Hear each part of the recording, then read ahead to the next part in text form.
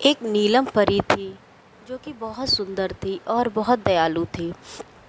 एक बार नीलम परी आसमान में उड़ रही थी तो उसने देखा कि एक बगीचे में एक बच्चा रो रहा है। वह बच्चे के पास गई और रोने का कारण पूछा। बच्चा और ज़ोर ज़ोर से रोने लगा। बच्चे ने कहा, मेरा नाम मिंटू है और मैं अब मेले में देखने अपने भाई बहन के साथ आया था। मैं मेले में भाई बहन का हाथ मेरे हाथ से छूट गया और इसीलिए मैं रो रहा हूँ, क्योंकि मुझे घर का रास्ता भी नहीं पता। इस ये कहकर वह और ज़ोर ज़ोर से रोने लगा। नीलम परी ने उसको समझाया और कहा, रो मत बेटा, यह बगीचा भी मेरा है और मैं एक परी हूँ, मेरा नाम नीलम है। मैं तुम्हें तुम्हारे घर तक पहुँचा दूँगी और तुम्हें भाई बहनों से भी मिलवा दूँगी। पहले तुम कुछ फल खा लो।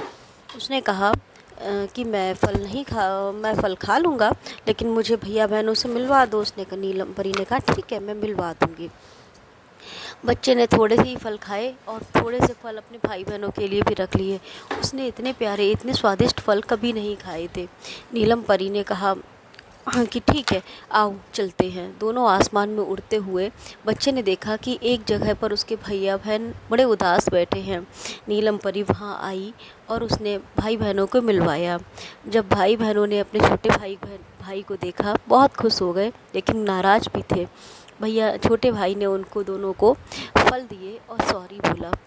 दोनों ने फल खाए और फिर दोनों ने नीलम परी से कहा कि हमें अब मेरे घर छोड़ दीजिए। नीलम परी ने कहा, ठीक है। नीलम परी ने छड़ी घुमाई और फिर आसमान में उड़ने लगे। जब तीनों आसमान में उड़ने लगे तो थोड़ी देर के बाद उनका घर आ गया।